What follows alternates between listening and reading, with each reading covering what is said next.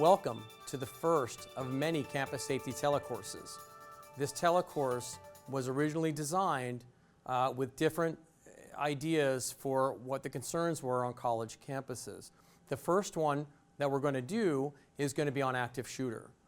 With regards to this telecourse, we are going to go through a lot of information, but prior to that, we're going to show a video that's produced by the FBI. It's very, very good, called Run, Hide, Fight. This video will give you a great visual of what to do if an active shooter enters the work or school environment.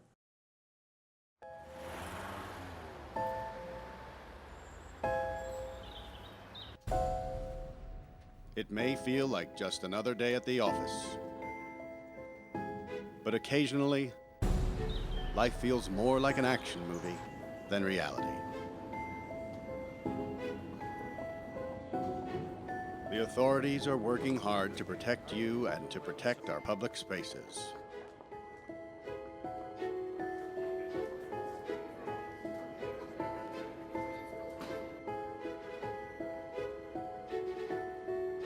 But sometimes bad people do bad things. Their motivations are different. The warning signs may vary, but the devastating effects are the same. And unfortunately, you need to be prepared for the worst.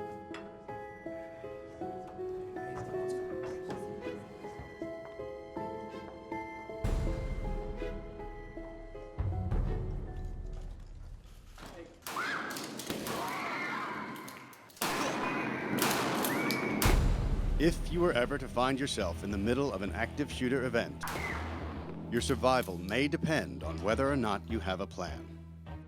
The plan doesn't have to be complicated. There are 3 things you could do that make a difference. Run, hide, fight. First and foremost, if you can get out, do.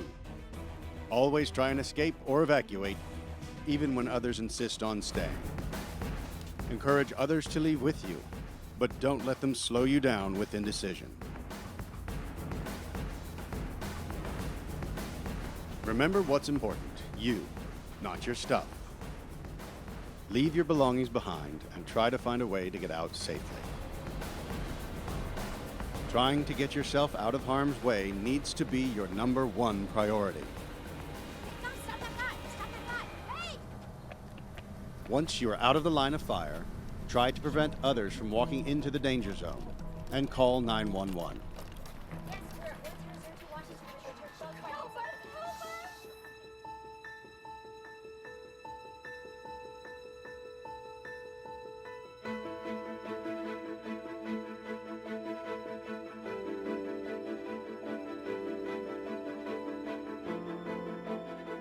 If you can't get out safely, you need to find a place to hide.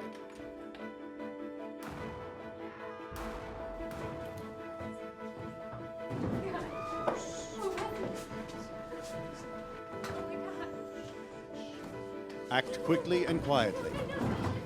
Try to secure your hiding place the best you can. Turn out lights, and if possible, remember to lock doors. Silence your ringer and vibration mode on your cell phone. And if you can't find a safe room or closet, try to conceal yourself behind large objects that may protect you. Do your best to remain quiet and calm.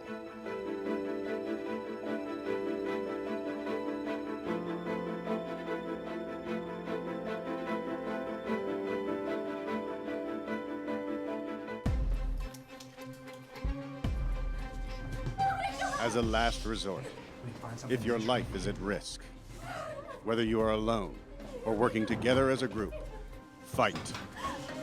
Act with aggression. Improvise weapons. Disarm him. And commit to taking the shooter down, no matter what.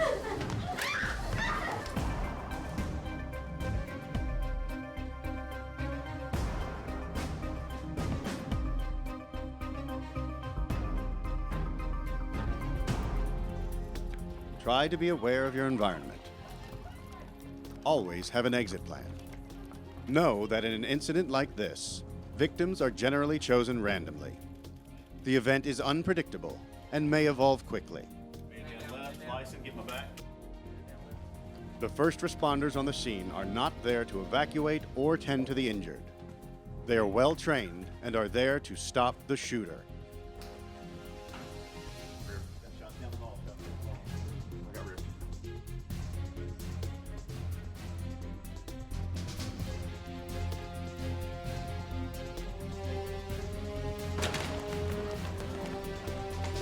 Your actions can make a difference for your safety and survival. Be aware and be prepared. And if you find yourself facing an active shooter, there are 3 key things you need to remember to survive. Run, hide, fight.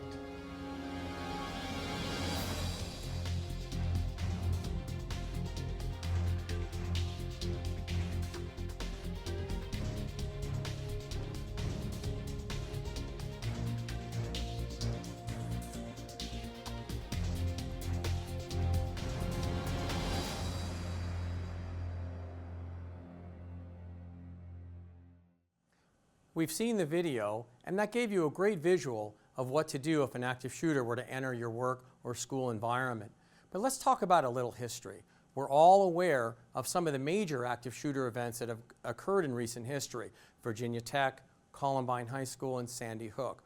All were tragedies. But let's talk about this year. Just this semester alone, we've had several incidents that we'll cover just very quickly. On August 26th, 2 people were shot on the campus of Texas University. On August 27th, the very next day, at Savannah State University, a student was shot and killed.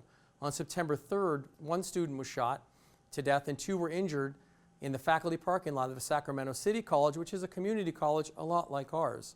All of these were tremendous tragedies, and all of these caused people to wonder, what should I do? So we're going to cover what to do. We're going to cover what you expect. We're going to cover what to expect from law enforcement when they arrive. And we're also going to talk about survival mindset. But before we get to all that, let's talk about an active shooter. What is an active shooter? An active shooter is an individual engaged in the killing and attempted to kill people in a confined or populated area. What does that mean? It means that active shooters are serious and they have a strong desire to kill. In most cases, they use firearms, sometimes one, sometimes many. And there are some cases where the shooters have intended victims. Most of the time they're random and they'll take targets of opportunity. That's why we need to ensure that you have a plan, because when this person comes in, they're looking for targets of opportunity. When you're dealing with these active shooters, most of these shooters will not stop until stopped by law enforcement, or in some cases, unfortunately, they commit suicide. These are why these are such extreme situations. And anytime you're dealing with an active shooter, it's a very, very serious type of situation. So let's talk about survival mindset. This is a very important aspect of the active shooter and going to school or public places in modern times. There are 3 things I want you to concern yourself with: awareness, preparation, and rehearsal. Let's talk about awareness. Awareness will be the first thing that's most important to you, the student, or the faculty, or the employee. In your work environments and around campus, you need to gain a basic understanding of your situation. Take a look around. Look for exits. Look for ways out of environments. Look at your classroom. Look for the doors. Look for where you can hide. Look for places that you can go to cover. So if we're in the cafe, or we're in the LRC, or we're in the library, know where your exits are at all time. For the teachers, look around at your work environment. Look for things to barricade doors. Look through the lens of survival. So I want you to look at your situation and your workspace as, how can I survive here? What can I do to either get out or barricade myself or survive this type of situation? In your mind, you need to develop sort of a what if. What if this were to happen? What if someone came through the door? What am I going to do? And we're going to try and cover a lot of that, so we'll help with that. Developing that type of survivor's mindset will protect yourself emotionally and mentally if this ever happens. All right, We've covered awareness, so let's talk about rehearsal. Two things you want to do: mentally rehearse and physically rehearse. So you want to have a plan, and when you get a plan, you want to practice that plan. Even when nothing's going on, practice, because when you practice and you induce stress into a real situation, you'll revert back to what you practiced and you'll most likely carry it out. So when doing that, you've already created a survival mindset. Rehearsing is really critical. Rehearse and almost imagine, where would I go if something happened right now? Would I go out one door? Would I go out another door? Is there a window? Can I barricade myself? What can I do? So that's rehearsal. Now let's talk about course of action. What can I physically do? What action should I take? First thing, get out. If there's a path to get out, get out. Move quickly. Don't wait for others to validate your decision. One student typically will hear gunshots, and you'll have several other students going, well, are you sure? Are you positive? Don't wait for that. If you're sure, go and try and take others with you. That's really important. If you can't get out, secure the immediate area and hide out. Barricade your classroom doors if they don't lock. MSJC just came up with a sort of a temporary magnet-style device to help lock the doors. If you can't get to that, then let's barricade the doors and use whatever's available: desks, file cabinets, books, any type of furniture. Now, let's say the worst case scenario, the shooter enters the room. Barricade the door behind him. Don't let that shooter get out. If there's 2 or more students, don't huddle together. If you huddle together, you make one target and you give the shooter one thing to shoot at, as opposed to separating and making the shooter look at several different targets as opposed to one. And as a very last resort, and it is a last resort, attack. Attack the shooter with whatever you have. Book bags, chairs, tables, whatever you can get to stop the shooter from killing you. Nobody wants to just lay there and be a victim. So if as a last resort, fight, fight, fight, fight. Okay, let's talk a little bit more about course of action. When you're inside the room and you have an active shooter in the school facility, close the blinds, block the windows, turn off TV and radio, dim or face computer monitors away so that the appearance is that no one's in the classroom. Most importantly, we all have cell phones. Put your cell phone on vibrate. We're not saying turn it off. You need it for communication, but make sure that it's on vibrate, because the last thing you want as the shooter's passing by the classroom is your phone to go off, indicating that there's someone in that classroom, and that's going to direct the shooter to you. Okay? Keep everyone calm and quiet. Hard to do. Do your best to try and get people to calm. Talk to each other. Buddy up, but don't huddle. Try and convince each other to stay quiet. If someone's panicking, try and talk to that person. Get them to remain calm and explain why you want them to remain calm, so that hopefully the shooter will pass by. Stay low. Keep your profile. Remember, if you're standing straight up, you're a big target. If you crouch down and stay low, you're a little target. Remember that any type of firearm requires aiming. And if you're moving or low and you're not presenting yourself as a big stationary target, you're making it more difficult for a shooter to shoot you. You have to assume and always understand that the intentions of the shooter are lethal. Researching these active shooters, they are very, very, very desirable for body counts. They want to kill you. You have to understand that. Develop a survival mindset, and you need to do whatever it takes to survive. That is the difference in life and death, and that's what you do when your life is on the line. Okay, so let's break this down a little further. Let's talk about your response. We know that the shooter won't stop until his objectives have been met, and most of the time his objectives are body counts. So, knowing that, we need to do a couple of things. Consider the risk of exposure by opening doors. Take a look. Make sure that you stay in place. If you can visually see the shooter, remain where you're at. If you can't see the shooter and you believe you can get out, get out. If the shooter bangs on the door and yells for help to entice you to open, if you don't recognize the person, assume that's the shooter. Most of you on campus know each other, or at least are familiar. If you don't recognize the person banging on the door, just keep in your mind that it very well possible could be the shooter trying to trick you or fool you.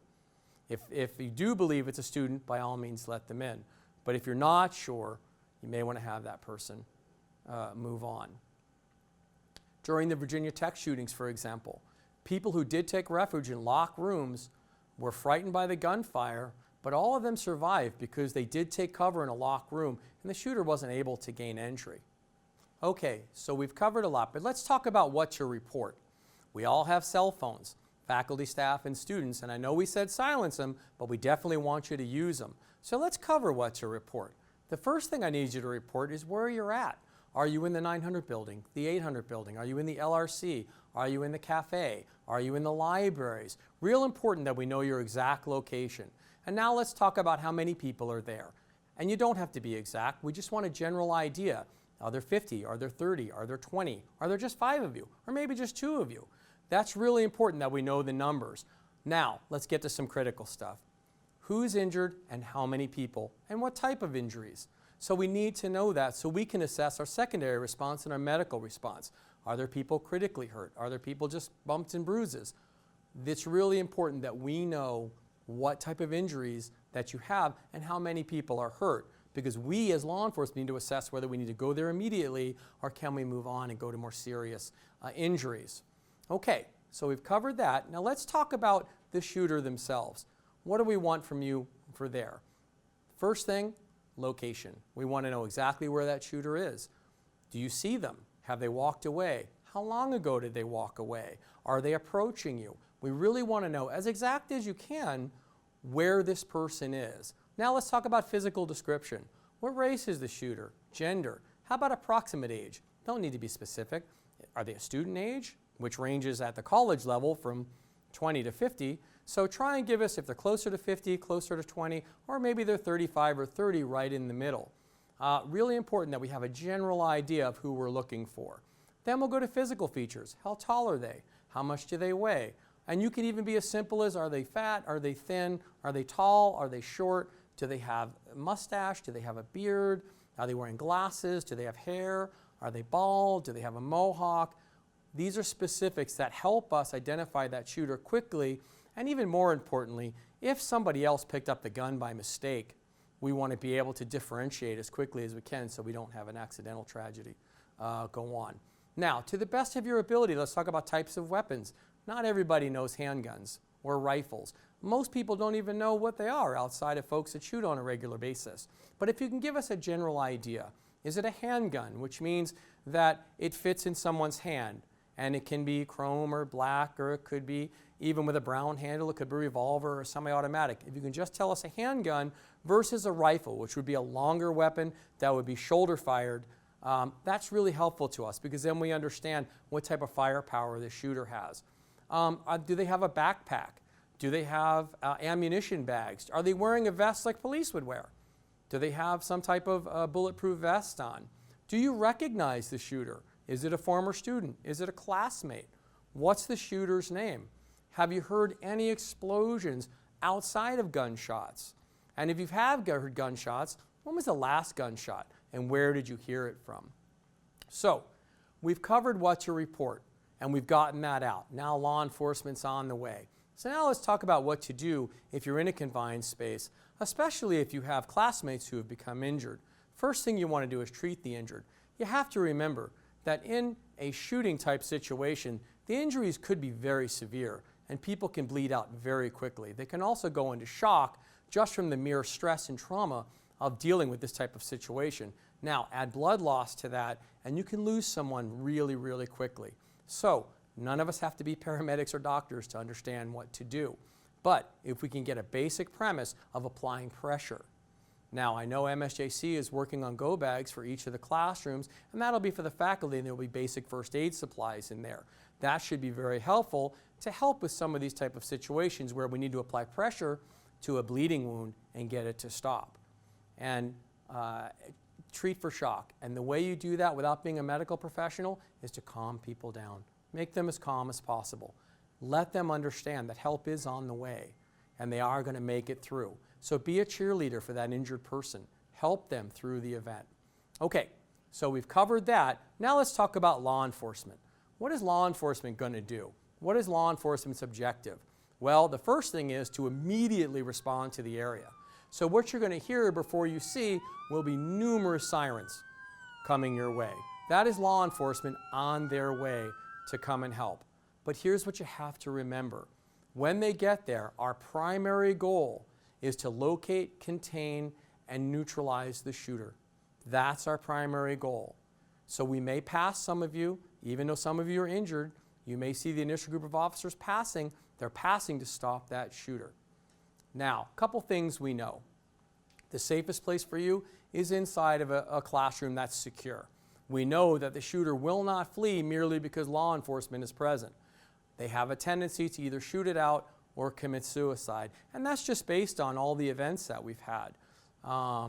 Remember, the goal of the shooter is to kill and injure as many people as they can. So, as law enforcement is moving through that hallway and through that building, at some point they're going to enter your classroom. So let's talk about that a little bit.